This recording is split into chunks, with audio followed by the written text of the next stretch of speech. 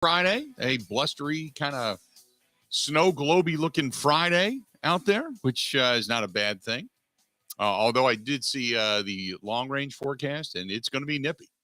So hide the naughty bits because it's going to be kind of cold. But a lot of stuff to get to today.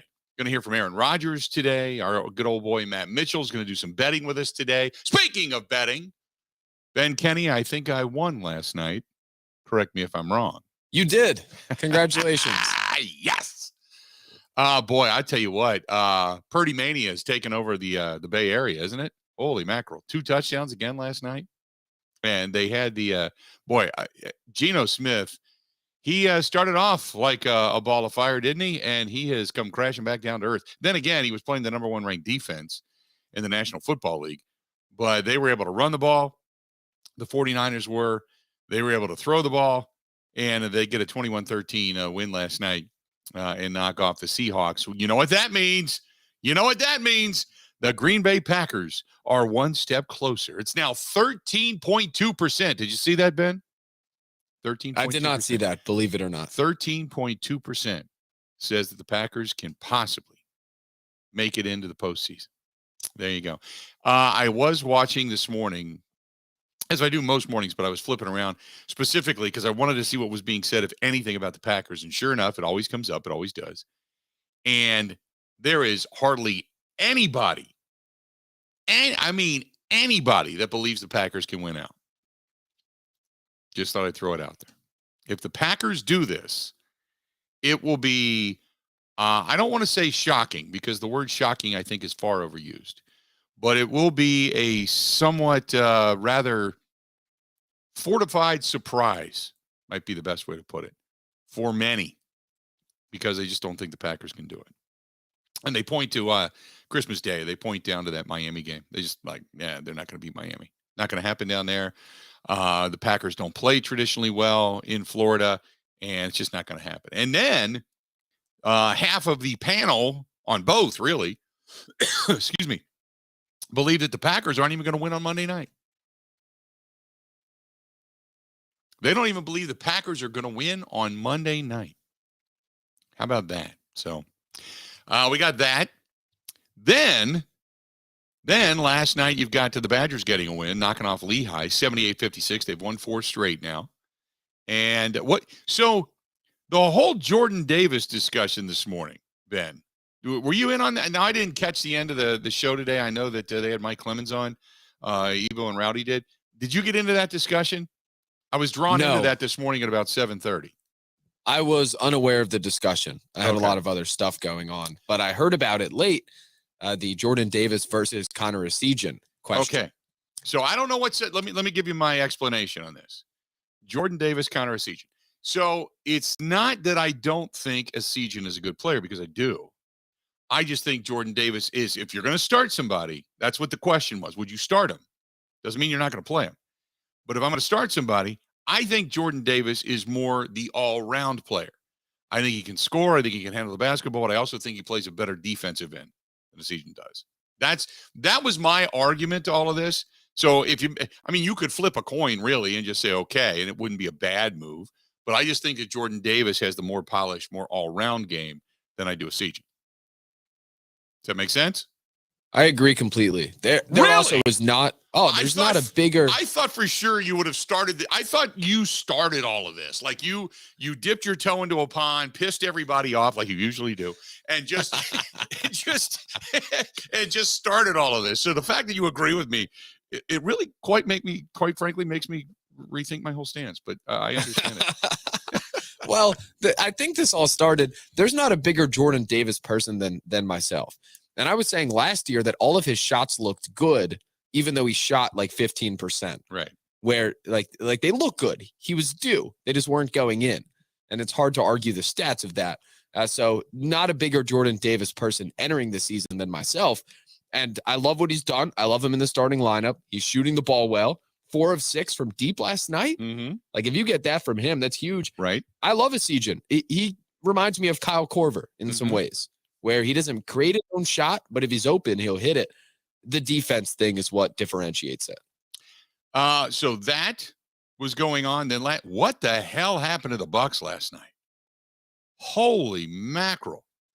Ja Morant, it's not like Ja Morant went off. He only had, I think, like 25 points. But holy mackerel, watching that game, it was just, it was turnovers and bad shooting, and they were getting a lot of fast break points. The Grizzlies were. It's like, what the hell? Because I'm sitting in a bar last night. Did you see my? I posted it on Reels last night. I don't normally do a lot of Reels. I'm getting in more and more into the Instagram Reel story stuff over on Facebook as well, but I'm doing more Instagram stuff. So I sat down there last night and I was really contemplating what I wanted to drink. And I just, as much as I thought about doing like a whiskey or a beer, I just thought, you know what? I pulled out, I was going through the bottles that we had left over from, which are numerous from the party. And I came across the bottle of Moscato from Forgotten Fire Winery. I'm like, you know what? It's a Moscato kind of night. So I sat down, poured a glass, sat there and watched the games, flipping back and forth. And I was watching both. And I was watching the Bucks game when Bucks are down 10. Flip back over. I was watching a football game. Flip back over the Bucks game. And the Bucks were down 20. Flip back over. Bucks were down 50. Like, what the heck? Did the Bucks just quit? I couldn't believe it. But Bucks got waxed last night. It's only one game. Who really cares? It's a scheduled loss. Yeah, it is what it is. Giannis only with 19. Beauty of the night. NBA. Right. Speaking of that, I posted it hardcore this morning. And you sent this to me, and I saw it. It's been kind of blowing up a little bit on Twitter, I saw. But Draymond Green is an ass. We already knew he was an ass, but now it's proof that he's an ass because the Bucks fan that was ejected from the game had video. He had video of the back and forth between him and Draymond Green. Draymond Green is a coward. He's a punk, and he's a liar. And it's been proven. And the Bucks are backing their fan. The investigation proves the fan didn't threaten him. Didn't threaten him at all. He said, "We giving you a pass. We giving you a pass. No, we're giving you a pass." And it was back and forth. And he got tired of it. And he's talking about the punch that was thrown and all that kind of stuff. He said, "I just was letting Green know that the city of Milwaukee hasn't forgotten about it. We don't condone bullying, punching our guy." And that's what he was yelling back and forth. And Green didn't like it. What, to me, I think not only does Green owe this guy apology, I think the NBA should suspend him. He had a fan ejected because he's a punk ass coward. And he can go around punching his own teammate, but he can't take that from a fan. I told you. I said that you don't go yelling that if you're sitting courtside. You just don't. And I thought there's something more to this. And sure enough, it's nothing more than Draymond Green being Draymond Green and being a punk, being a liar and a punk. And, Kerr is never going to suspend him.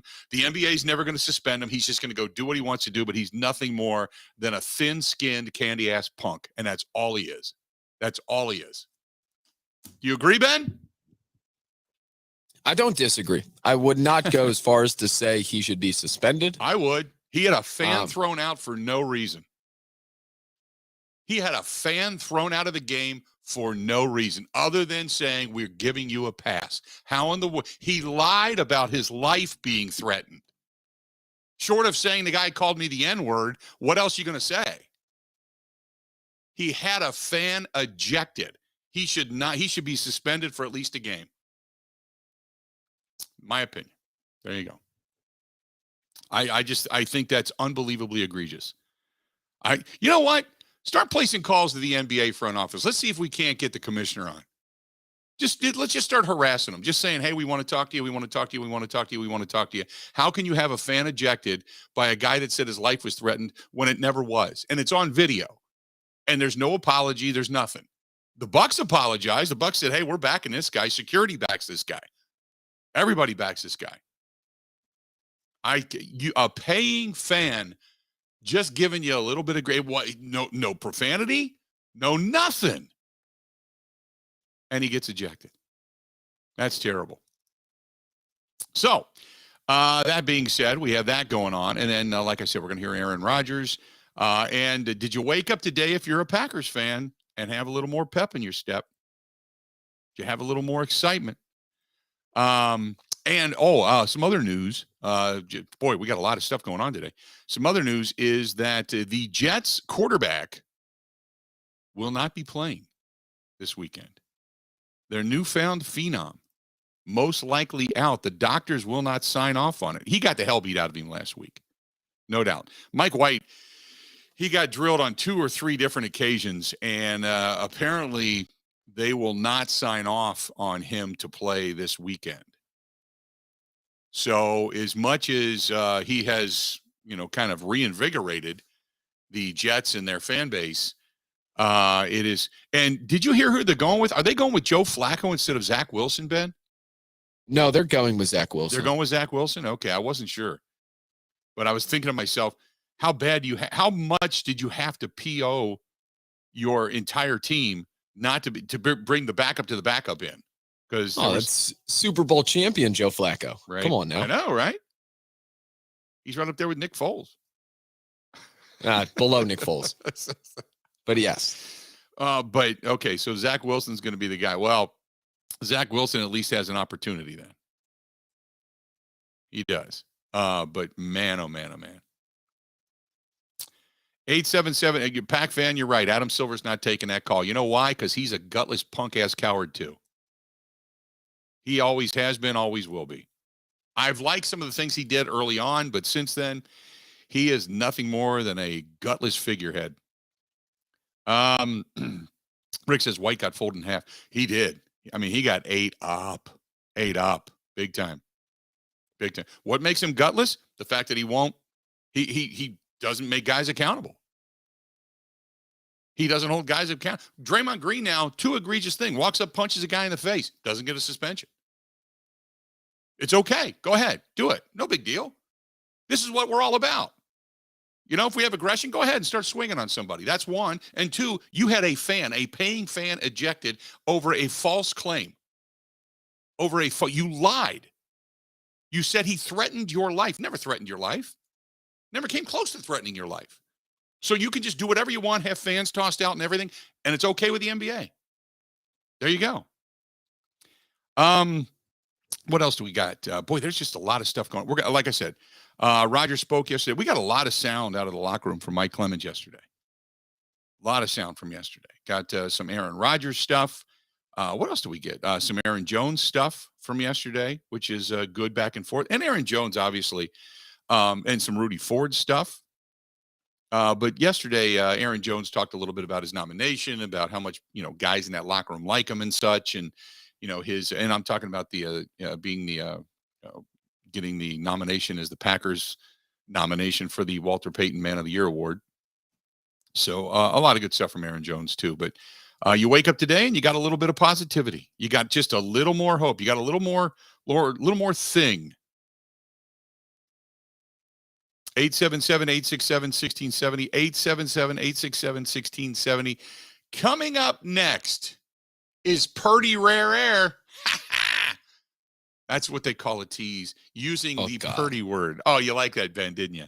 He's pretty close to Aaron Rodgers. Yeah, stay tuned. We got a lot more of the Bill Michaels Show. It's all coming up next. Covering Wisconsin sports like a blanket. This is the Bill Michaels Show on the Wisconsin Sports Zone Radio Network. This December, it's a cash avalanche at Potawatomi. Saturdays, you could get buried in up to 10 grand cash. Plus, all the unclaimed prizes snowball into a huge cash jackpot at the end of the month. Just play with your club card for a chance to win. Sure, presents are nice, but nothing beats cold, hard cash. Only at Potawatomi Hotel and Casino. More info at paysbig.com/coldcash. Must be 21 years old to play.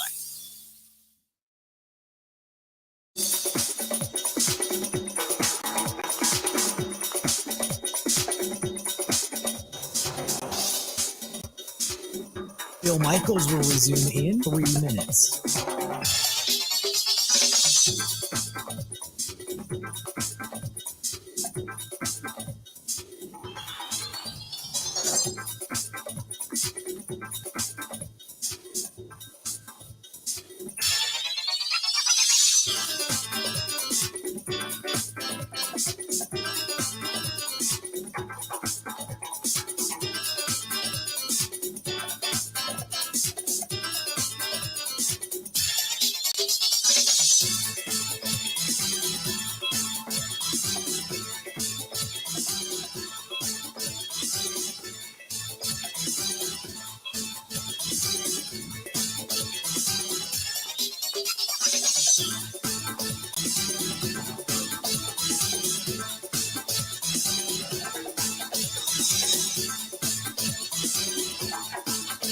Bill Michaels will resume in 2 minutes.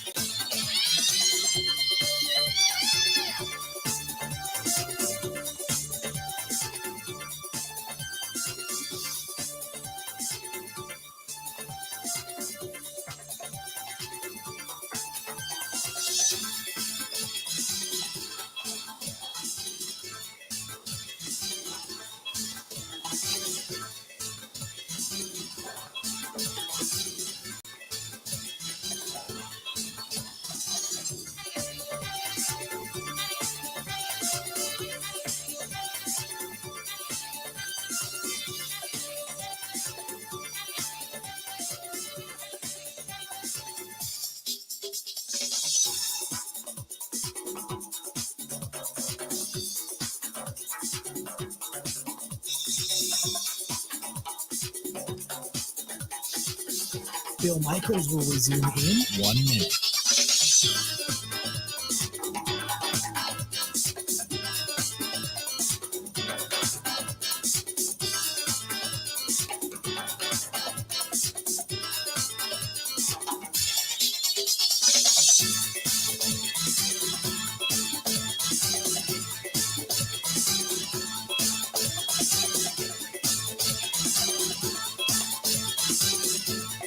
Bill Michaels will resume in 30 seconds.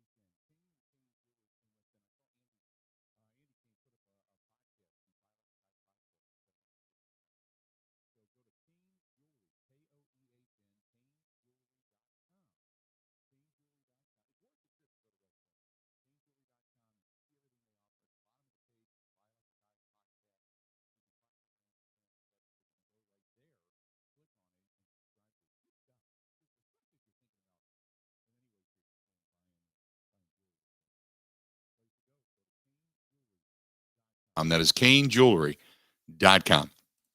877-867-1670. Hit us up if you want to do so. So he's in Purdy rare air. Yeah, the NFL research department says Brock Purdy joins Aaron Rodgers as the only quarterbacks since at least 1950 to have a passer rating of 115 plus in each of their first 2 career starts. There you go. Brock Purdy's all over it. Ben, are you a Purdy believer now? Nope. I mean, come on. Listen, he made some fine throws. Guys were open all night. Mm-hmm. Shanny was running circles around the Seahawks defense, where some of those touchdowns to Kittle and all the tight end stuff, they were running with 20 yards of open space. Yeah, I but could have made that throw. He had 2 play action fakes that were magnificent. Oh, what do you mean? He did a fake handoff? No, he had a fake pass to the left, then faked it over to the right, and then hit Kittle down the middle. I mean, and Graham Mertz could pump fake. Oh God. Okay. When he's hoisting his Super Bowl trophy, will you be a believer?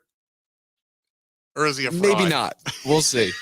I don't know. There's all this love for the Niners, Bill, honestly, now, because of what they've done. I think we're caught in the moment. I'm not in love with the Niners. I'm in love with the Niners defense. I think the Niners defense puts pressure on teams because the minute it's much like the Packers used to do, although the Packers didn't have that same kind of defense, same kind of defensive front, so to speak. But what the Packers used to do was score, and they'd score quick. They'd score almost at will. And then that defense would pin its ears back and come after you. But the difference between this defense that the 49ers have and the Packers defense at the time is the fact that the Packers defense, they just got picks. They got turnovers. They did last night. The 49ers did, don't get me wrong. But when they drafted Armstead and they drafted Bosa and they picked up Greenlaw and they got Fred Warner, and you start to go through all of that, and you still have Jimmy Ward back there too. He's a first-round draft choice as well. When you have all those guys, and they I thought it was a really good breakdown last night that Al Michaels and Kirk Herbstreit did on how they went after the trenches, how they said, we are going to build this defense through the trenches. I almost wanted to copy that. I was going to back it up, copy it, and then put it out and say, hey, by the way, is anybody watching in Green Bay? Just an FYI. Now, Wyatt, we'll see what he ends up becoming. Hopefully he's one of these guys. But when they got Bosa, when they got Armstead, they really started to fulfill that right side of that defensive front. I know Kevin Givens is another guy that they picked up, and he's played pretty well for that team. But they've got some guys in the trenches that are just they're hard to handle. And then that defense especially when you put quarterbacks under pressure, and quarterbacks have to get rid of the ball maybe a split second too soon, or it disrupts their throw.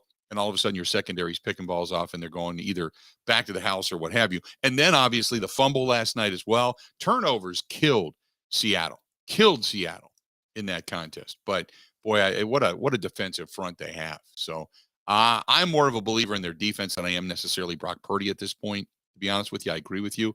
I think he has to show me more. Although I will say, I love the guy's spirit. I love his energy. I love the fact that the guys have rallied around him. And when you look at George Kittle and high-fiving and all that kind of stuff, and Brandon Ayuk, and they just really like this guy. I don't know if he's a more likable figure than Garoppolo, but they really like this guy, man. Just like him.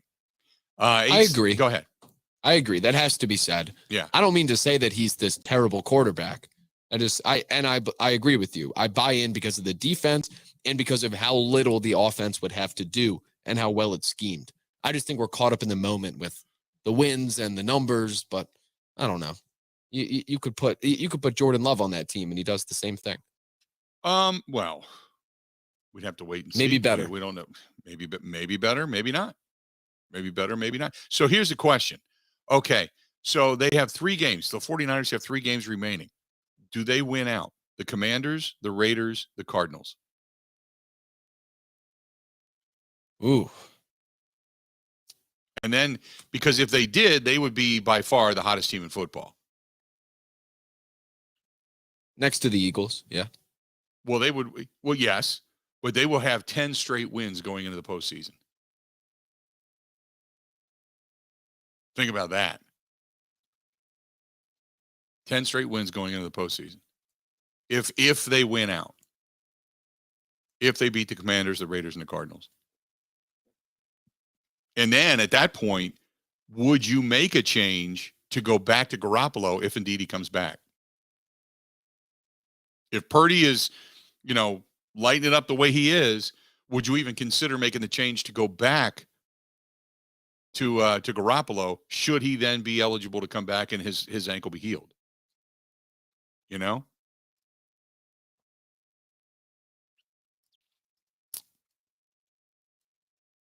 I don't know if I could. The old adage is stick with what's getting you there. It's like last year when, we were kind of looking at the Packers going, oh, everybody's coming back. This is great. And then when they came back, they were rusty. They were slow, but they were slow in a game in which the Packers needed to win, and that was the postseason. And instead of going back to what was working, Matt LaFleur just stuck with what wasn't working and watched his team go down in flames. I don't know if I'm Shanahan, if I'm going to say, hey, Jimmy, it's your job. I would pretty much say, you know what, until Purdy really starts to struggle, I'm just going to stay with this guy. I agree.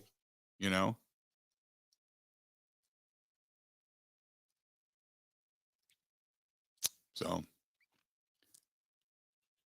there also is the elephant out there that come playoff time, and they're clearly built to achieve a lot this season. Come playoff time, they're going to be on the road for at least 1 game, if not 2. Right. Because the Vikings and the Cowboys, the Cowboys won't. The Vikings could also finish ahead of them record-wise. Mm-hmm. So you wonder what that looks like on the road in a playoff environment compared to home. Right.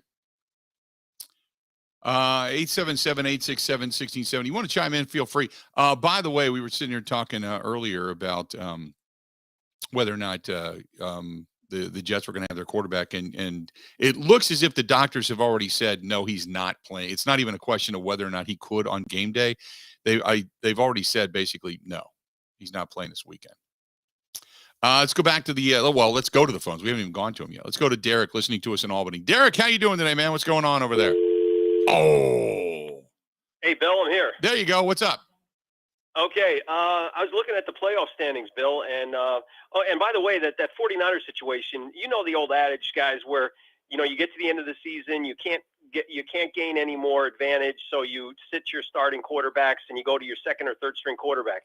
The Niners are basically down to their last quarterback. I don't know who they got behind Brock, unless you go to the kid that they touted there and bring him in, but he's hurt, so you can't bring him in. I agree with you. I'd stick with this kid. He's playing well. Yeah, the only other guy they have is that kid from what was it? He was they picked him up from Denver or something like that. That Josh Johnson, right?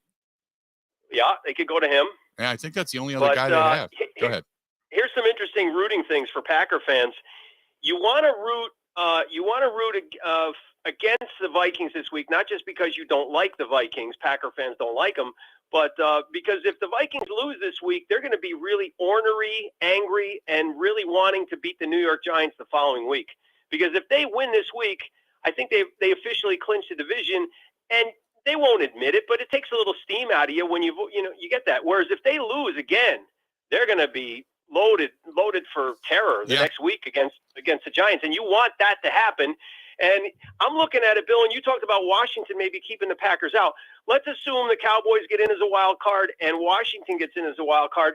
Then it's wide open. I mean, even if another thing Packer fans should root for is they should root for the Buccaneers to lose. The Buccaneers could even lose the division. You could have something as crazy as the Saints being 8-9 and winning that division, or the Falcons being 9-8 and winning the division. Because if we're tied with the Buccaneers at the end of the year with the same record, we have the tiebreaker. Mm-hmm. No, that's true too. So you're right. That's another angle. So, other than those two wild cards, which I think are going to be Washington and Dallas, the rest is wide open. No, I would agree with that, and I agree with you on the whole Vikings thing. They're trying to clinch their division this week, where I completely agree with you. That has no bearing other than the fact that they would then come back, hopefully hungry, and knock off the Giants. But I agree with you. This is a game basically with, other than that, no meaning for Packers fans, so we're always rooting against the Vikings. You got to have something to root for. And one last thing, if any of your callers or listeners were at either the Ice Bowl or the Snow Bowl, Bill, you were living, I think, somewhere else in the country in 1985. But in 1985, they did what's called the Snow Bowl, and your sister station up there in Green Bay, we were talking about that on air, and I'd love hearing the stories of people who were at those crazy games. The Snow Bowl was where there was like 17 inches of snow in less than a day in Green Bay, and people were driving snowmobiles, and they left the doors open to the stadium, had people go in. This woman called about the Ice Bowl and said that this lady sat next to her with a bottle of wine. She and her husband, she left because she was froze, and they didn't get rid of the bottle of wine. They kept it, and it's in their basement as a memento from back in the day. That's awesome stuff. Good stuff, Derek. Appreciate it, pal. I do love those stories. My point of reference is the other game where Favre had the Giants, and it was freezing cold. I mean, it was cold. It was like the second cold. I don't know if it was the second coldest or the third coldest game in NFL history, if I'm not mistaken. But that game that the Giants came to town, Favre looked miserable. It was the last pass Favre ever made as a Green Bay Packer. And I just remember sitting there because they had taken the postgame show from Curly's Pub. Ryan and I were doing the postgame show at Curly's Pub, and they brought us downstairs into the atrium on a stage. And we were doing the pregame and the postgame. And I remember a girl had come up to me, and she was kind of like the Snow Bunny type. She was wearing a white, I'll never forget this, a white like snowmobile suit with like moon boots and this big furry, like hood on this thing. And she came in, and underneath it, and she starts to unzip, and sure enough, she's only wearing like a bikini underneath it. But in between her boobs, she had a flask, and she says, "I'm keeping warm." And both Brian and I looked at each other and just started giggling. But there was just all kinds of stories like that coming out of that game, cars not starting, all that kind of stuff, in the parking lot afterwards. We're leaving the stadium. and going outside, and there's cars all over the place and tow trucks all over the place, and the yellow lights flashing where they're trying to jumpstart a lot of these cars, and people that had left their cars or their whatever radios and such that were on during their tailgate party. When they came out, they just found that the battery didn't have enough juice to start the car back up. And so I remember all that stuff. Those kind of things are kind of cool. I agree with you. Let's do this. We're going to step away. We're going to take a quick break. Come back. Got a whole lot more to get to. The Bill Michaels Show, brought to you by our friends at Bud Light, the official beer sponsor of the Bill Michaels Sports Talk Network. Always good to have Bud Light along for the ride. Covering Wisconsin sports like a blanket. This is the Bill Michaels Show on the Wisconsin Sports Zone Radio Network. Ho, ho, ho, I need a window. Baby, it's cold outside. So where do I go? Ho, ho. Come on, Santa. Go to Pella Windows and Doors of Wisconsin. Now is the time to replace your leaky windows and doors. You and Mrs. Claus can get your new windows while putting no money down, no payments, and no interest for up to 24 months. Unwrap this gift now, but pay for it 2 years later. More jingle that stays in my pocket. That's right, Santa. Plus, our elves install year-round and in as little as 1 day. Pella offers lines in luxurious wood to fiberglass and vinyl. Why not make a New Year's resolution today? That's the spirit, Santa. Hella no, pay later. Ho, ho. Absolutely. Put no money down, no payments, and no interest for up to 24 months. But you have to hurry. Offer ends December 31st. Schedule your free consultation today at PellaWI.com. Sure, licensure for details.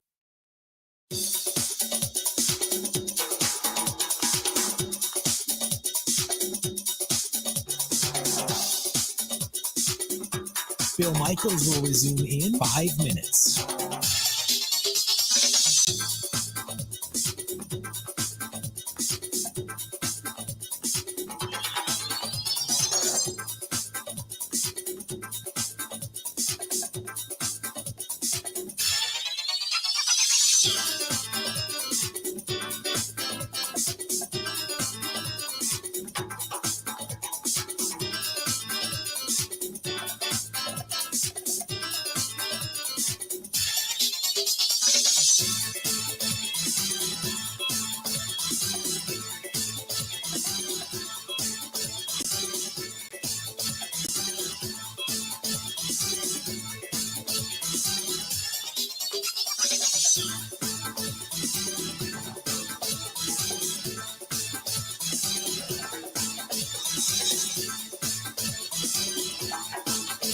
Bill Michaels will resume in 4 minutes.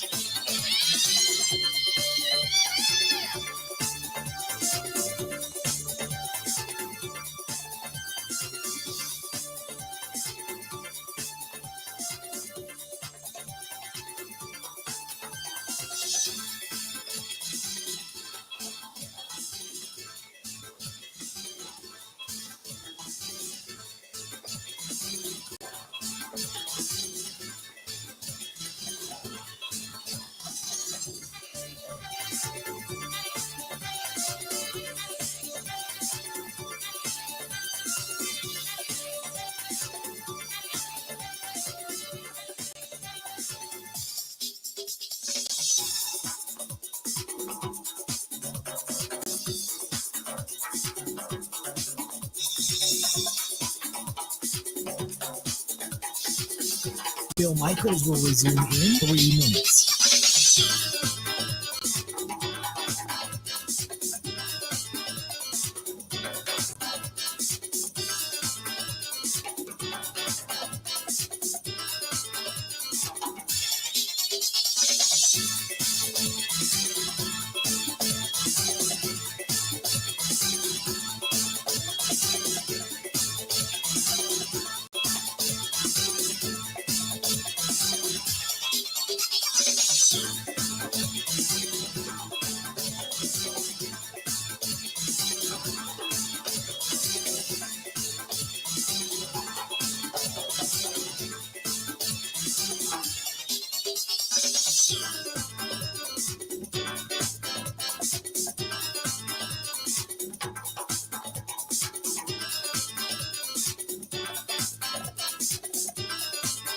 Bill Michaels will resume in 2 minutes.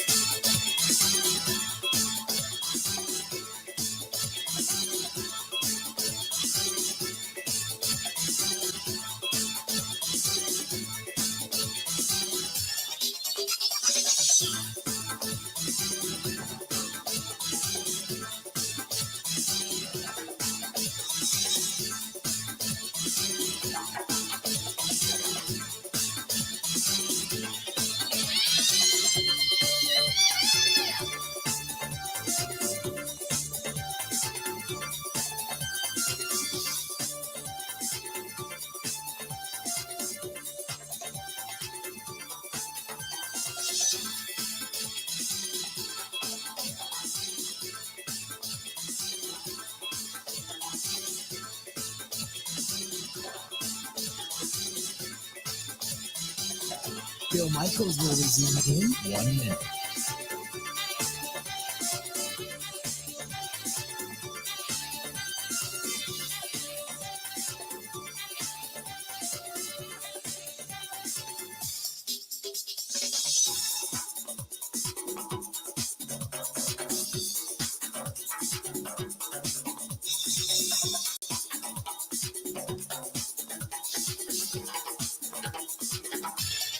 Bill Michaels will resume in 30 seconds.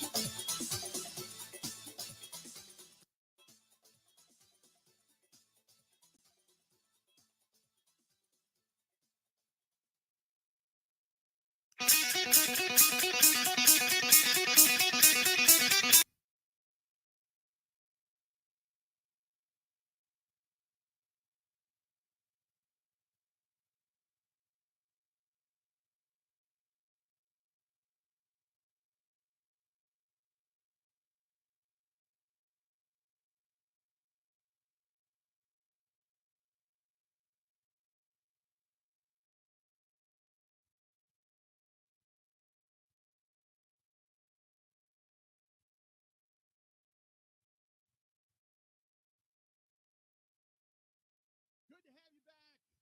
Bill Michaels Show continues on coming up tonight, man. I'm looking forward to heading downtown, a little Italian, heading over to Calderon Club for dinner tonight, Kristen and I, and then I don't know what else, man. Maybe kind of peruse the downtown area and check out lights or something. Just taking it easy. Taking it easy. Then head over to Calderon Club. And I've told you before, it's the best Italian food you can cook. Calderon Club is absolutely fantastic. Between Calderon Club and San Giorgio, the authentic Napolitano pizzeria, it's both places you cannot go wrong. Whether it's the pizzas or the meals, and you pair it up with cider boys, it's just really, really good stuff. And that's both our friends at San Giorgio and over there at San Giorgio Calderon Club. Old World 3rd Street, right across the street from the Hyatt. That's where you can find it, downtown Milwaukee. Say hi to Tina Christie. And maybe I'll say hi for you because we'll be there tonight. Be there hanging out tonight. Good stuff. 877-867-1670, 877-867-1670. Getting back at it. Got Matt Mitchell coming up here in just a little bit, so we're going to chat with him a little betting coming up this weekend. Maybe if you're looking to throw down a few wagers, you can do that.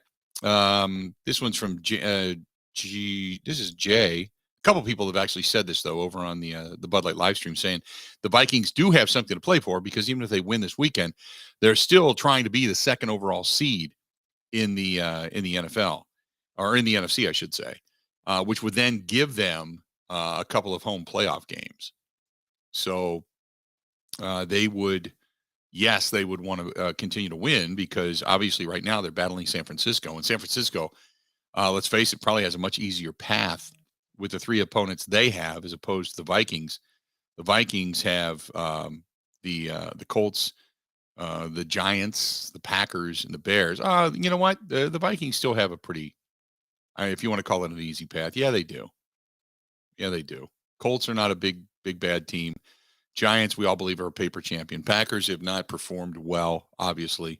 And then their last game of the season is the Bears. They they should end up with at least 3 more wins, you would assume, right? They should at least get to a 13-win season, you would assume. Whatever loss comes, whether it's through the Giants or the Packers or what have you, or any, even if they lose, if they don't lose. So they've got the Colts at US Bank Stadium. They've got the Giants at US Bank Stadium. Then the last 2 games of the season, cold weather games, one in Green Bay, one in Chicago, back to back. But they are fighting for the second seed, while the San Francisco 49ers sitting there with. And by the way, if the Vikings win out, they will then hold on to that second seed, even if the 49ers win out, because the Vikings will have 1 game better. Just an FYI.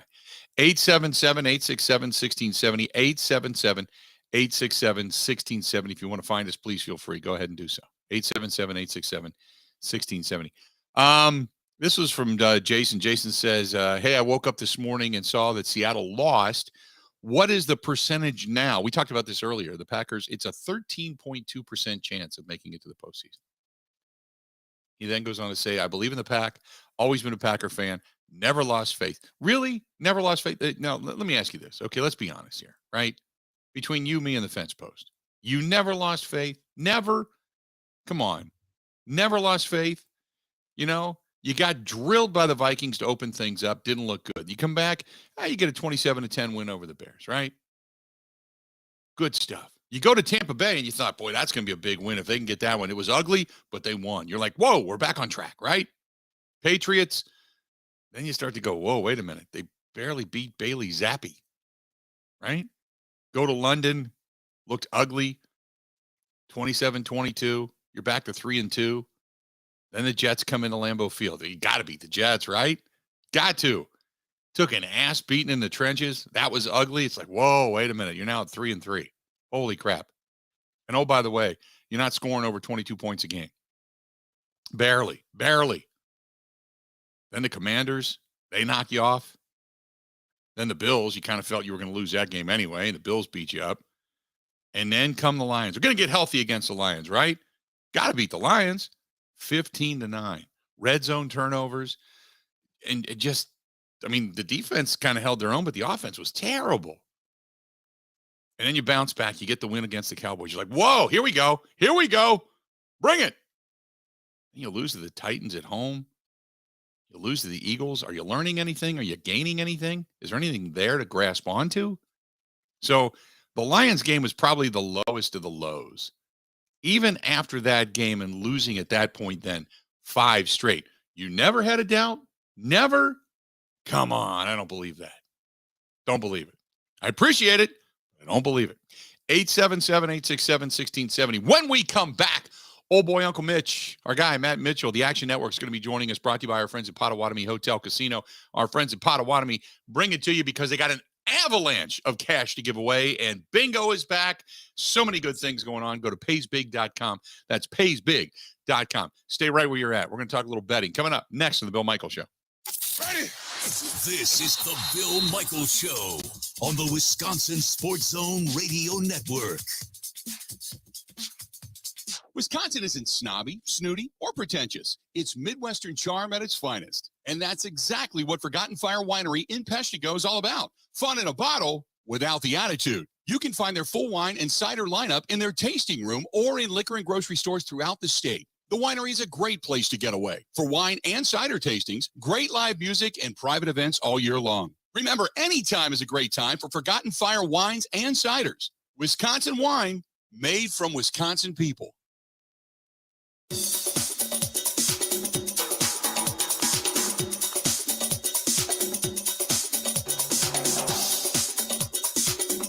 Bill Michaels will resume in 3 minutes.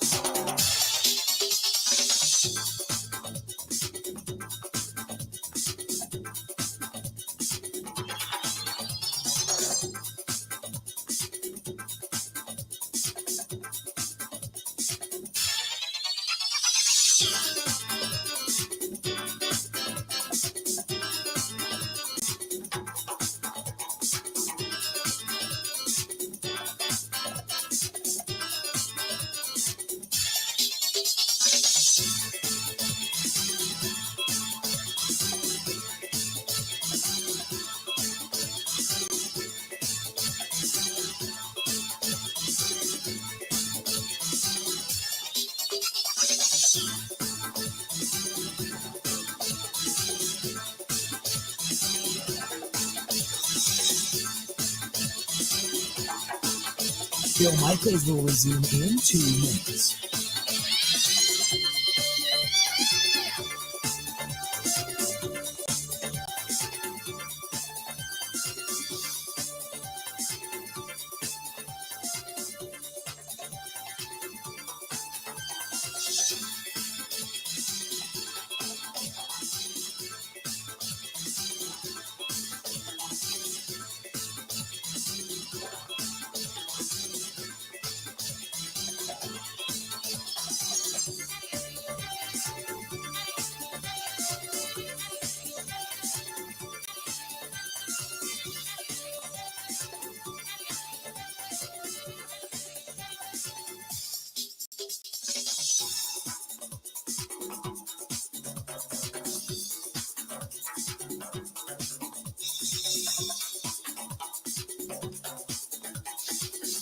Bill Michaels will resume in 1 minute.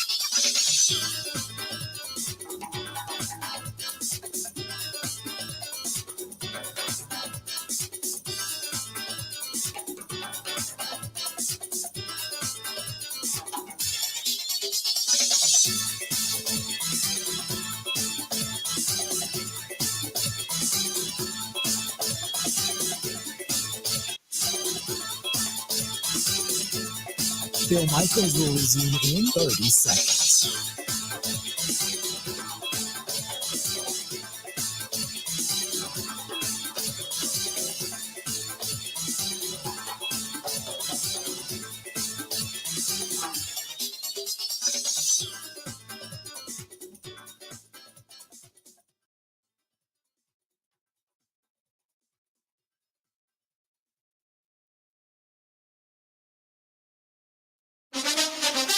Now, in Green Bay, here's Mike Clemens. It's the Packers and the Rams on Monday Night Football. The Rams still looking for their first win here at Lambeau Field under head coach Sean McVay. Packers head coach Matt LaFleur on facing his former boss. We've played each other quite a bit over the last couple of years, or twice in the last 2 years, and there's a lot of familiarity within the staffs. Of a lot of us have worked together, and so we kind of know what we like. But sometimes you can overthink things as well. So there's a lot of similarities, whether it's offensively or on defense, just in the schemes. And it's going to come down to who can go out there and execute the best. The Packers' chances of reaching the playoffs improved a little when the Seahawks lost to the 49ers last night, 21-13. Seattle now 7-7 on the season, and they may have lost one of their best receivers. Seahawks head coach Pete Carroll after the game. Tyler Lockett broke a bone in his hand, and his index finger right in here, and we got to figure out what's the right way to go.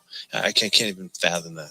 I can't fathom playing without Tyler. So in order to finish 9-8 and still have a shot at the postseason, the Packers need to win their final 4 games, 3 of them to be played here in Green Bay. It started with that win in Chicago. Aaron Rodgers. Like I said after the game, we're playing meaningful football in December, and that's important. That should be the focus. And look, the fact is there's stuff that's out of our control. What we can't control is we got to win out. Can't control what happens tonight, what happens on Sunday, games that we need to go our way. But, we control our focus and our approach and be a pro about it. And if we do that, you never know what can happen. Get on a little run here and make things interesting. That's Packers quarterback Aaron Rodgers. In Green Bay, I'm Mike Clemens on The Bill Michaels Show.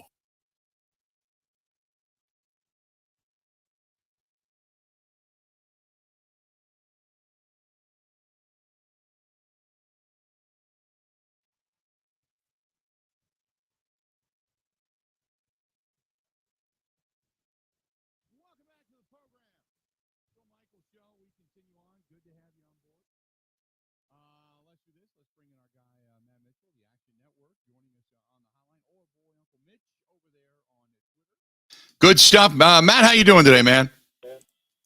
Hey, Bill, peace on earth and mercy mild. Sports books and gamblers are reconciled now that whole season has begun. There you go. There's just a whole plethora of stuff to get to. Let's start with the game tomorrow night, and that is the Bills at home. And the fact that you're supposed to get some snow. The Dolphins and Tua has not won in temperatures less than 50. As a matter of fact, he's 0-3, and he's 2 touchdowns to 4 picks. But Buffalo's only a 7-point lead in this thing. Yes, this as a Bills fan and a big fan of these Saturday games late in the season, I have certainly got the kringle tingles for a snowy December game in Buffalo. If they win, the Bills punch their ticket to the postseason. Still an enormous deal for Bills fans after a recent 17-year hiatus. And I think they are going to provide a Yuletide cover against the spread, despite it being a fairly large number. I think they have the motivational edge. They have the revenge angle after one of their only losses this year, falling in Miami when it was it looked like the Battle of Gettysburg out there. They had something like a heat index of 150 degrees on the Bills sideline because they would not give the Bills any cooling fans.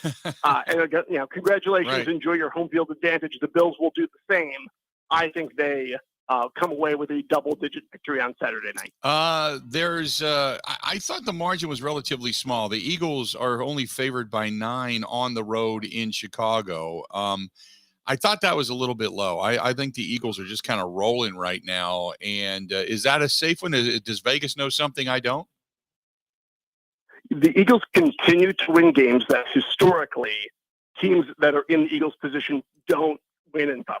So this year, home underdogs against the spread, all home underdogs, 57.5% against the spread. That's very good. Home underdogs of 3 or more points, 65% against the spread. Home underdogs of a touchdown or more, 8-2 against the spread. That's the Bears.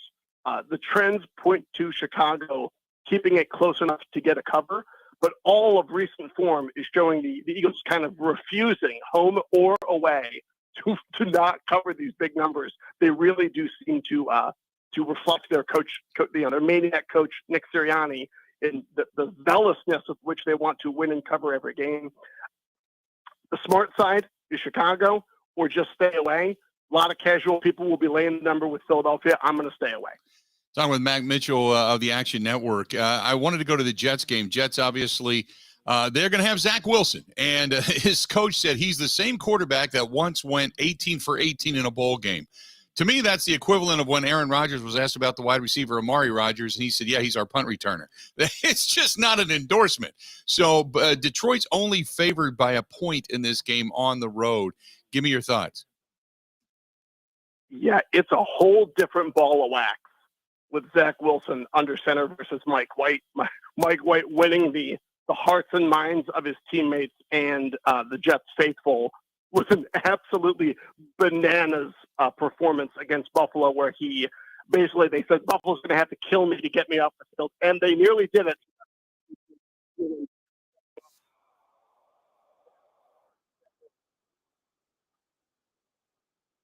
Earlier this year, for very good reason, comes under center. Our team still likes the Jets. Jared Goff, traditionally dreadful in outdoor games. This is a good chance to buy the Jets low, sell the line high. So I cannot blame you if you don't want to pull the trigger on the Zach Wilson experience, especially in a late season outdoor game. But Jets really need the win. I like their defense to step up here, and I think the market couldn't be peaking higher on the Lions right now. So the smart thing to do is to sell. You got the Buccaneers, who just got dump trucked by the 49ers. And they come back home, and they've got a pretty good Cincinnati team that's coming into town winning, 7 of their last 8 or 6 of their last 7. And everybody seems to be healthy. Joe Burrow's looking as good as ever. There's a lot of comparisons between him and Tom Brady all of a sudden because of the matchup this weekend. But the Buccaneers only getting 3.5. It seems a little low. It does seem a little low, doesn't it? It feels like what some people would call a sharp trap, where a lot of savvy bettors are the smart side is take Tampa, take the points. Like I just mentioned, you take the home underdog, especially late in the season. But Joe Burrow simply refuses. Another guy that refuses to not cover spreads. The Bengals are down to 10-1 to win the Super Bowl. They're their lowest odds of the year in Burrow's career. He's 24-18-1 straight up, but he's 29-14 against the spread. Joe Burrow is the most profitable quarterback against the spread since 2020. He's 17-3 against the spread in his last 20 starts. He's an absolute animal out there. So I cannot blame anybody if they want to take more fun, more successful team in the Bengals right now. But I think the The sharper, savvier side is the yuckier side, as usual, with a Buccaneers team that still needs to fight to win its disgusting division. Give me an upset. Are we looking? Everybody seems to be jumping on the Jaguars, saying that they're going to actually knock off the Cowboys. Cowboys favored by 4 in that game. Is that the upset of the weekend? Indeed, it is, Bill. Good eye. That is the one that our team is no exception to. Some of our sharpest people on the Action Network podcast and the Favorites podcast, like Jacksonville. Dallas dealing with a number of injuries, punching a little bit above their weight class, playing an outdoor game in Florida late in the year. Another, Jaguars team also with an outside shot to win its division. Now that Tennessee has stumbled. 4.5 is a lot of points, and we're seeing a lot of line movement towards that Jacksonville side. Again, Dallas is going to have the perception of being better and kind of a team that should cruise to an easy road win. There are no easy road wins in December. Line's already moved from 4.5 to 4. I think Jacksonville's the smart side, and Merry Christmas to Jaguars better.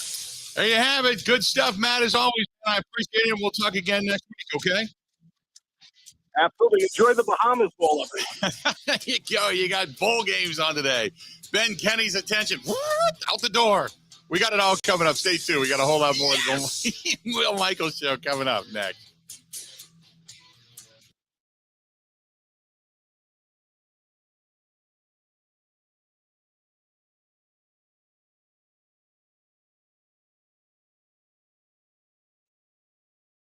This is a Wisconsin Sports Zone update. The Green Bay Packers are off of their bye and preparing for the LA Rams. In practice, Aaron Rodgers no longer has protection on his thumb. He talks how the bye week got him healthier. The week off was really beneficial for the thumb. Also hard to not be able to play any golf in the sun, but gave that up for the betterment of my thumb. But ribs, we'll see. It'll be kind of as we go through the week. I'm sure I'll probably have some sort of protection on there. Rodgers also talks on what the offense must do moving forward for these final 4 games. The burdens of Christian and his dynamic ability has been obviously a very welcome sight. So we got to find ways to get him the football, and then everybody else, let's just do our roles and score points. If we can get ahead of teams at home, we got 3 out of 4 at home. We can put some things together, I think. Last night at the Kohl Center saw Stephen Crowell score 15 points, Jordan Davis 14, and freshman Connor Esijan added 13 as the Wisconsin Badgers overcame a first-half deficit to beat Lehigh 78-56. The Badgers, winners of 4 straight, now sit 9-2 on the year, return to action December 23rd when they take on Grambling State. Want to save even more at Fleet Farm? Well, now you can with Fleet Rewards. It's free to sign up, and there's no credit card required. Using Fleet Rewards is easy. Earn points every time you shop. Plus, get exclusive member offers, birthday and anniversary perks, free tire rotations, and more. Download the Fleet Farm app or create an account at fleetfarm.com/rewards to start earning points today. Fleet Farm, proudly serving the Midwest since 1955.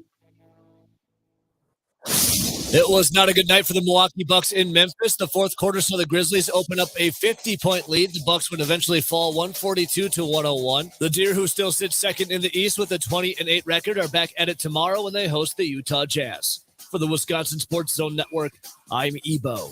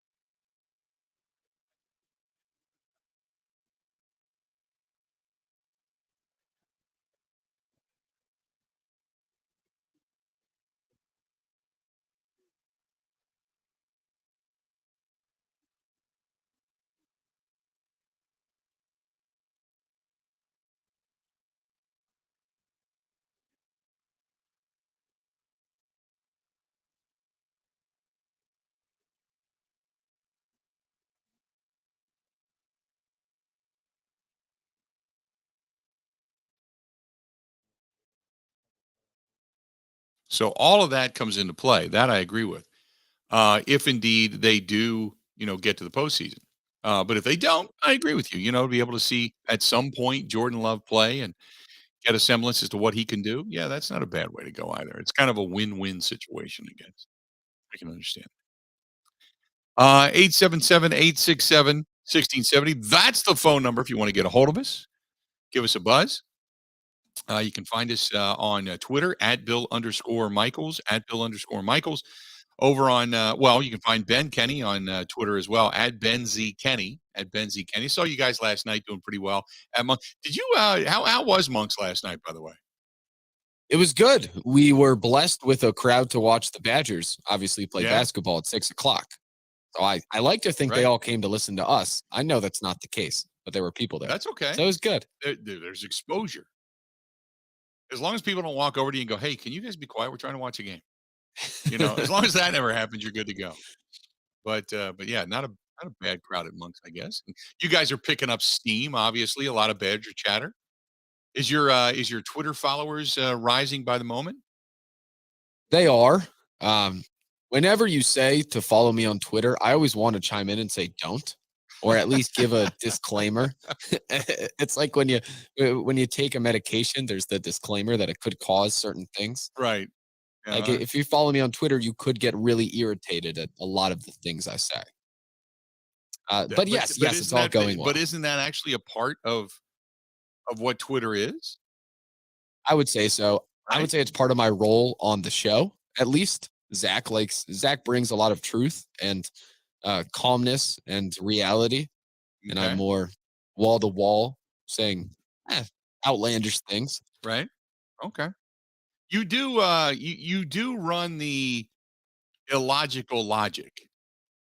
That I will give you. There are times where you'll say something or pick something or choose something, and I'm like, where's he going with this? And then next thing you know, it usually comes back to a fisherman who has weighted down a walleye. It just usually does. Either that or a trading sex for a grade in an Irish dance competition, something to that effect. I like that. Isn't illogical logic still logic nonetheless? It is. It is. You're 100% correct. Illogical logic is logic. Where you get into the logical logic is formulated logic. But when you just have crazy is crazy.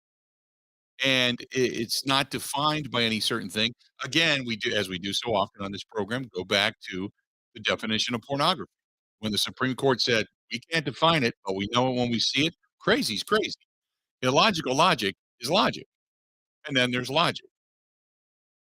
The stream of constant Chinese porn is amazing. Now I can tie that in and say that you are infatuated with my logic. Yes. Oh my goodness. So anyway, yeah, I'm excited to see Jordan Love, and the show went well. Transfer portal quarterback season. It's fun. Which, by the way, basing our logic upon what you just played, I have still been each and every day blocking, if you use TweetDeck, as I do for notifications and all the other stuff that goes along with it. If you follow the word Bucks on TweetDeck, just do it. Watch the stream of Chinese porn. It comes every day. It flows every 30, 40 seconds. You got another site. And what I'm noticing is it's the same girl over and over again. I just keep blocking and blocking and blocking and blocking. They just keep changing names. I think by the time I get done, I'm going to have about 1 billion blocks because I think that's how many people actually live in China. Just throwing it out. Not that all of them are on Chinese porn sites, but you never know. Jason says, you know what's crazy? For the longest time, fans have been saying that Love is nothing. He isn't this, he isn't that. Now, a couple of weeks ago, he comes out and has a really good performance and looks sharp and looks good, and how everybody wants to see Love now. It's crazy how fast people can flip. And I've been wanting to see him play for more than a while now, especially when Rodgers, as well as we all knew, something else was wrong with his thumb and off the wall throws. He can't even make anymore. Thanks. Appreciate it. That's from our buddy Jason. Jason, I 100% agree with you. This is the flavor of the moment. We have become such a fast food world, an instantaneous world. That's what we want. If one guy makes an incredible throw, he's the guy. Got to go with him. Got to go with him. That's the way we are. We just, that's what we do. You ignore everything in the past. You ignore because we are trained at everything we want. You want to shop? Here it is. It's on your phone. It's online. You want to play games? It's right there. You don't even have to interact with people anymore. You just, it's right here. I got it right here. Anything I want, it's right here. I can get it right here, right now. I can have food delivered, for God's sake. Remember when you actually had, when a drive-through window was a thing of leisure, right? Fast food, going up to the counter, ordering, getting it, putting it on a tray, and going to sit down. That was unbelievable, right? That when that first happened, it's like, wow, holy mackerel. And then came the drive-through. I could eat in my car. Oh my goodness. And that was amazing. Now, I don't even have to I don't even have to put on pants. Just DoorDash it, leave it on the stoop. As long as nobody's looking out the door, my junk's hanging out, I'm going to reach out the door, grab my food, and go sit at the counter and eat my food. I don't wear good underwear because there could be secrets. I don't even have to wear pants. That's how much of an instantaneous world we live in. So there you go. By the way, complicated fellow, you are 100% correct. We have Miss America in our state now. In case you didn't know, Miss Wisconsin won Miss America last night. Ben, did you know that? I just saw that on Twitter. Yeah, Congratulations. I heard during her acceptance speech when she was crying and all the girls are kissing her and she's doing the walk and the wave with the hand. And on the hand, I don't know how you did it, but on the hand, in the palm of the hand, it said Kenny and Halpern. It was amazing. It was crazy. I was going to ask her take on Jordan Love. Yeah. So there you go. Yeah, it said Kenny and Halpern. And she was just waving to the crowd. And everybody's like, Kenny and Halpern. And then they started Googling it. So, yeah, it was crazy. Good to see last night. Is that what we call ambush marketing? Yes. Remember when they used to have the casino guy that used to run and streak naked? Not that you can streak with your clothes on, but he would run around on the field naked, usually on the soccer field. And he always had some casino on it, drawn on him, like in body paint. He'd rip his shirt off, rip his pants off, and he'd have some casino until he got tackled face first. That ended it. He got tackled face first, and I don't know what specifically it was, what happened, but apparently there was some junk ruinage that happened, and that was pretty much the end because the casinos were having to pay him for some medical expenses. They were giving him money to go out and run around on the field anyway, but when he did it, then his attorney was going to sue because they paid him to do it, and then when he got tackled by the jet. Yes. It's his jet. And now he's got the 90-year-old dribblage after he took a tackle face first into I don't know what it was. I don't know what he hit. But when they tackled him, he was down and apparently got ripped up pretty good. How the hell did we get over to this? It's a Friday, you can tell. It is what it is. Oh my! Oh, you were connecting Jordan Love to porn. Is that what it was? Okay. Yeah. I wasn't Which sure. different people could use that different ways. Remember, Right? Okay. you're talking about knowing what it is when you see it. Others could say it's something that, It's all in the love, man. It's all in the love. That's what it is. Hey, by the way, if people are following the program over on Facebook, let me know. Over on the Facebook fan page, let me know. Somebody said it wasn't on Facebook today. I see it's on Facebook, but maybe I'm seeing what's actually streaming. Everything else is coming through for people that are following us on YouTube and such, YouTube and Twitch and Insta, and on Instagram and stuff. So who knows? And there you go. So anyway, 877-867-1670, 877. Oh, there you go. People say they see it. All right. It's good. on. It's Yeah. on. Good. People were saying they didn't get a notification today. I don't know why. Maybe the porn bots attacked us or something. Who knows? We got, by the way, I had a porn bot attacker. So there's a program. That is it you can key it in for certain words now, and the minute those things pop up, it grabs them and either blocks them or what have you. But so I'm hoping the new porn bot attacker does its job. Can't believe I'm using the words porn bot attacker on sports show, but we are. There you go. Coming up after well, let's do this. You want to let people hear Aaron Rodgers from yesterday? I think we should. Aaron Rodgers spoke yesterday. Apparently, and I have not heard all of it. I have heard some of it, but it was pretty good. Pretty good stuff, and sounds pretty rejuvenating. Sounds pretty rejuvenating. So we're going to let you hear some of the Aaron Rodgers stuff from yesterday when we come back. This portion of the program brought to you by our friends at Pella Windows and Doors of Wisconsin. Don't forget, right now at Pella, you can get yourself no payments, no interest, nada for a year for the next 12 months. And that keeps the jingle, keeping it mingling in your pocket. And you know what that means? That means you got some extra stuff right now for the holiday season. And in addition to that, come the cold weather months, you actually have a more economical house. It's great stuff. Great stuff from our friends at Pella Windows and Doors, Wisconsin. I can't say it enough. I can't appreciate it enough. I can't talk about it enough. It is fantastic. The doors, the windows, everything that I have here in the home is spectacular, and that's our friends at Pella. Pella Windows and Doors, Wisconsin. PELLA. Go to PellaWI.com. That is PellaWI.com. The elves will come to your house this time of year or any time of year for that matter. Get it installed. And I had a couple of people ask, if they do it now, won't my house be full of cold air? No, lock it off. They actually put up tarping and such in the room to keep the heat on one side and the cold on the other. So they can still do it year round. Don't worry about it. Go to PellaWI.com or call them 855 PellaWI. That's 855 PellaWI.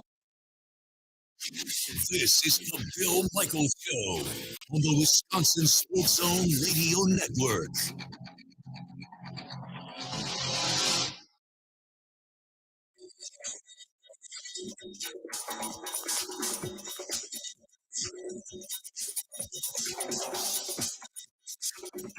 Bill Michaels will resume in 3 minutes.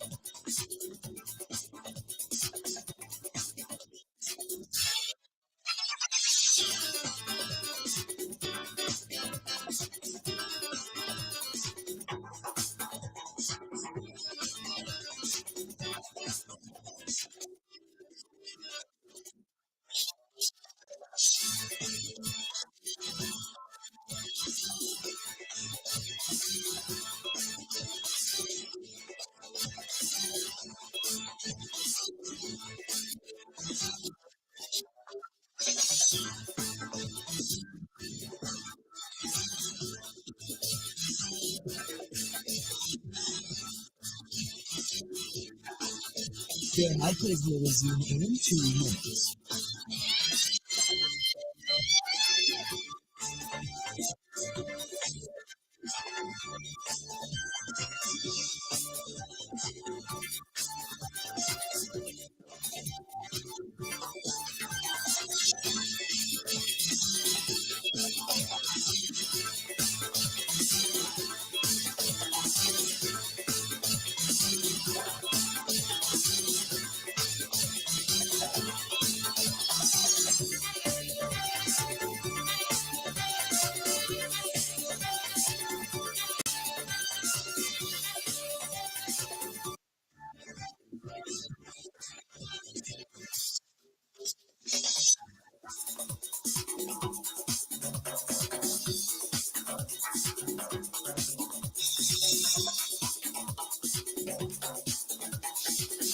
Bill Michaels will resume in 1 minute.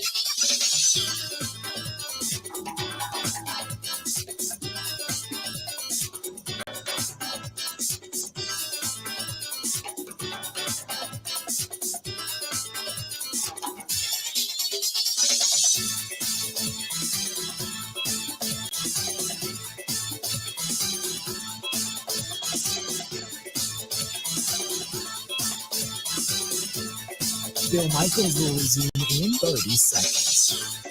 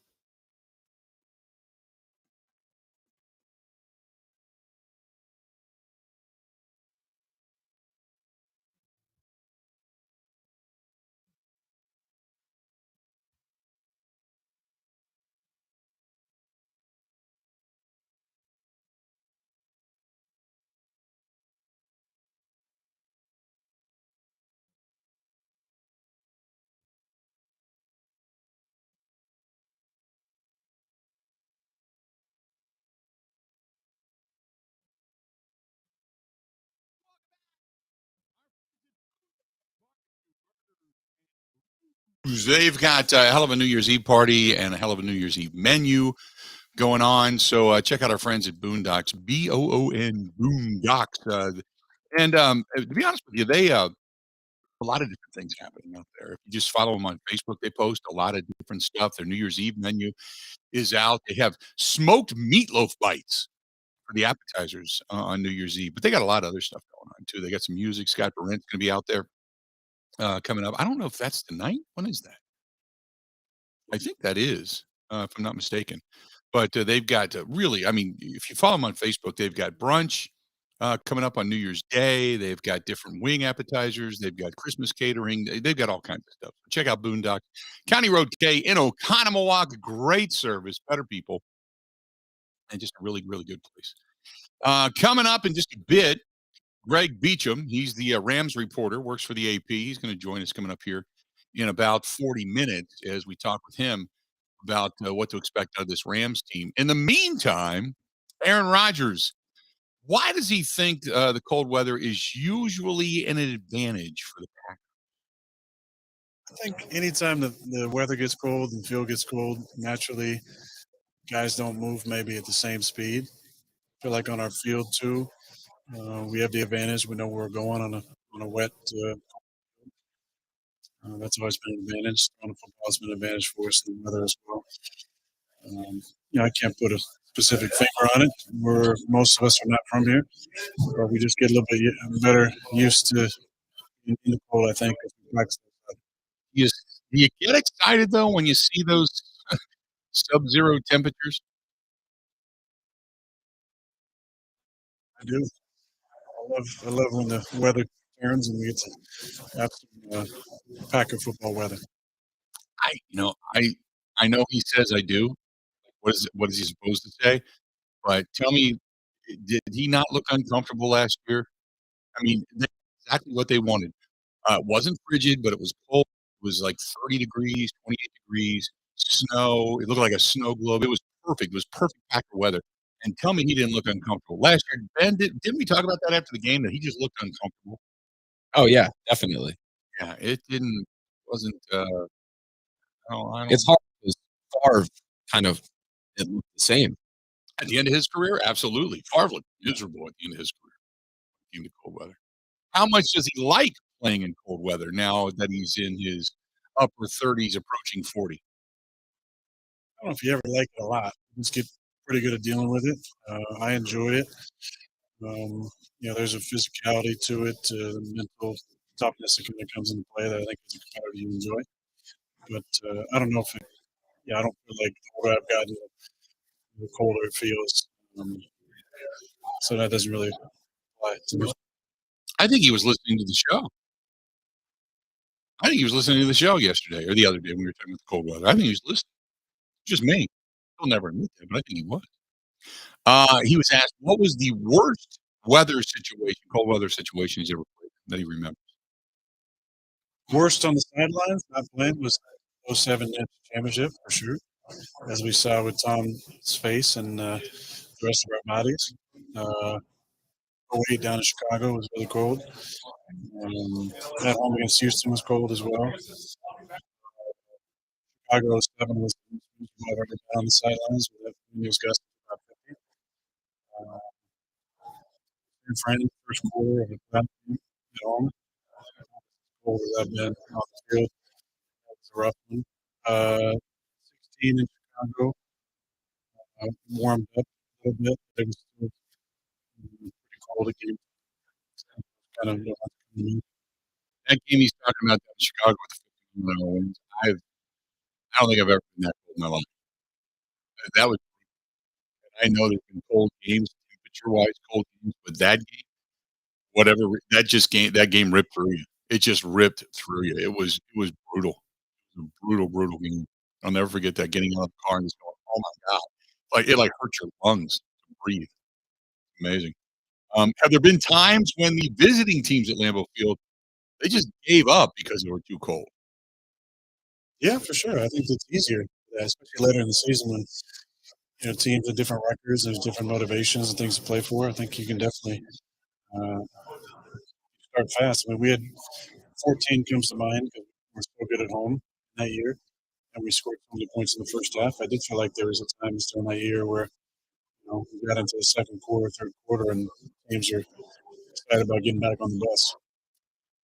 The 2007 NFC Championship game he referenced. How cold that was. That was a temperature-wise, it was a cold game. It's like one of the coldest games ever played, as a matter of fact. How cold was he standing there? I was trying to chart plays, and my fingers were shaking so bad. In the second quarter, I said, I can't even write.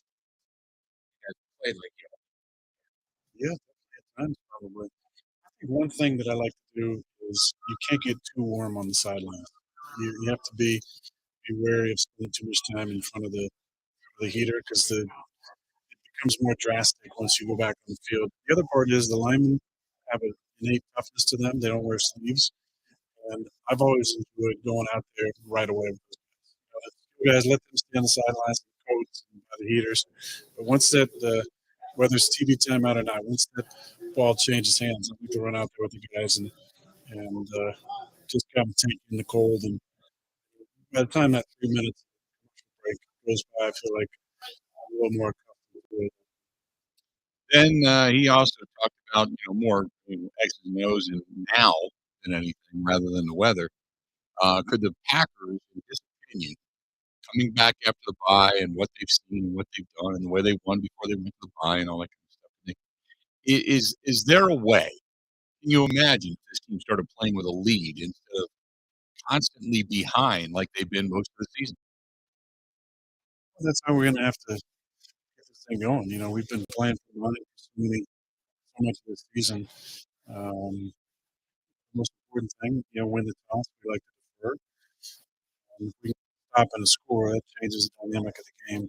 You get the ball back with a chance to go up 2 scores. Again, that changes the whole outlook on the game and momentum. Though there's members of the organization who believe in momentum, I think there's a palpable energy shift when you go by 2 scores, especially at home in cold weather against an opponent that's still on that well. Now that everybody's pretty much healthy, wide receiver. Matt LaFleur joked that 5 wide. Here we go. His thoughts on the 5 wides controversy. I wouldn't want to say controversy, but the comment. 5 wide. It's been a while since we had that personnel, but it's going to be nice to have everybody back. Really haven't had those guys all healthy for a long time, so we'll try and get those guys in positions to be successful. Not sure how the count's going to shake out. Obviously, Christian's been playing really well. Allen's been playing really well. I've seen him for us. Probably when he's in there, it's been a difference maker for us. So we need to make sure those guys are on the field. And then, Sammy, I'm sure, will have his plays, and Roman. Now the biggest question is, you got Romeo Doubs coming back. He had mentioned Cobb, and Cobb is now healthy and feeling really good. Zard's healthy, feeling good. So is Watson. But how is he feeling? The thumb, the ribs. How is he feeling after the bye? The thumb, the week off was really beneficial. Also hard to not be able to play any golf in the sun, but gave that a betterment on my thumb. But ribs, we'll see. It'll be kind of as we go through the week. I'm sure I'll probably have some sort of protection on there. I like this. He sacrificed a week of golf because of the thumb injury. Good to know. Good to know. I applaud him for that, Yeah. frankly. That's tough to do. That's good to know. Yeah.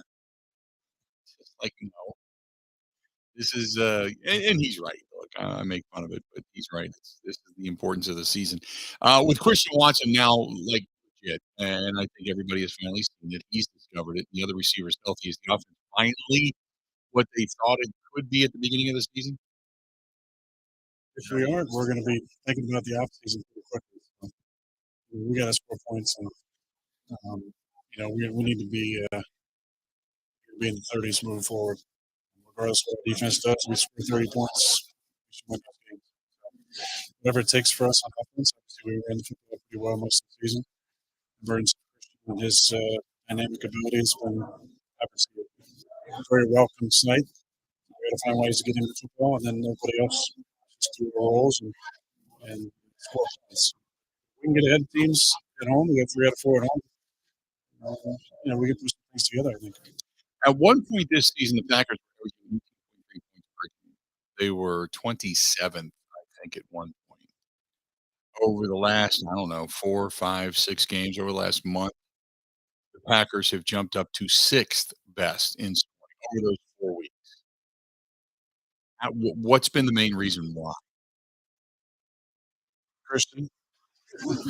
He scored, 7 or 8 touchdowns in the last 4 or 5 weeks. That's added a deep element to our passing game. It was missing. And just consistency from Jones and A.J. Dillon, I think, has been part of our sustained success for those guys all season. They've been really good for us all year. There's some unsung heroes for sure that I think have been very consistent this year, like Big Dog, dominating line of scrimmage the way he has. And Elton's really played well the last 4 or 5 weeks. John's had a really nice season for us. I think him and Yash settled in on the right side for us. So we're just being a little more consistent up front, I think. And then, with Christian giving us some down the field dynamics, has allowed us to be a little more efficient in scoring points. Here's the thing, and I would agree with that. And before we take the break, I mean, some of the stuff you did against the Bears in the second half of that game, fourth quarter of that game, what you did against the Cowboys is that discoverable stuff that you could say, okay, offensively speaking, and I believe he's right. I mean, the offensive line has finally started to come together. The run game's been pretty good. But offensively speaking, is there stuff that you pulled out of those games, out of those wins, that you can look at and say, this is what we can do the remainder of the season? There was a few weeks between those games, so I don't know if there was a lot of period between those games. It's just there was some winning time moments in those games, and we made the plays. Christian, obviously, with his first touchdown, changed his entire season, possibly career. And then in the fourth quarter in Chicago, we just had the mindset we wanted to get beat. We wanted to stay alive in the playoff race. And obviously, we've had a lot of success down there, and we just had a really nice fourth quarter on both sides of the ball. So there you go. That's Aaron Rodgers. We're going to hear more when we come back. Stick around. We got a whole lot more of the Bill Michaels Show. It's all coming up, and it's coming up right after this. Sports like a blanket. This is the Bill Michaels Show on the Wisconsin Sports Zone Radio Network. Oh, ho, ho, I need you to know. It's cold outside. So where do I go? Come on, Santa. Go to Pella Windows and Doors, Wisconsin. Now is the time to replace your leaky windows and doors. You and Mrs. Claus can get your new windows while putting no money down, no payments, and no interest for up to 24 months. Unwrap this gift now, but pay for it 2 years later. More jingle that stays in my pocket. That's right, Santa. Plus, our elves install year-round and in as little as 1 day. Pella offers lines in luxurious wood to fiberglass and vinyl. Why not make a New Year's resolution today? That's the spirit, Santa. No, pay later. Absolutely.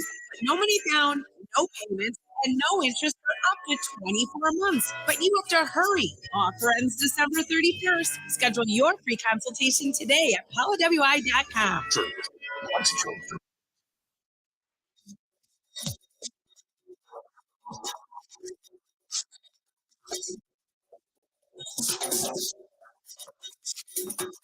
Michael will resume in 5 minutes.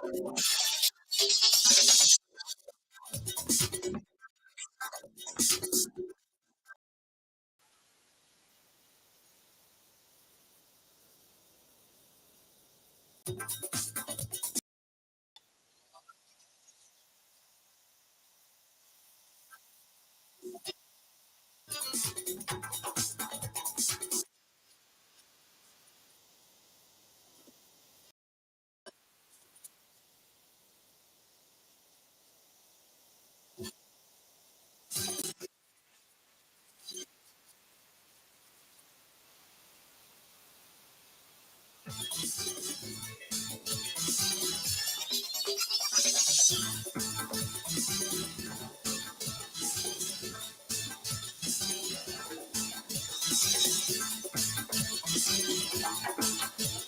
Michaels will resume in 4 minutes.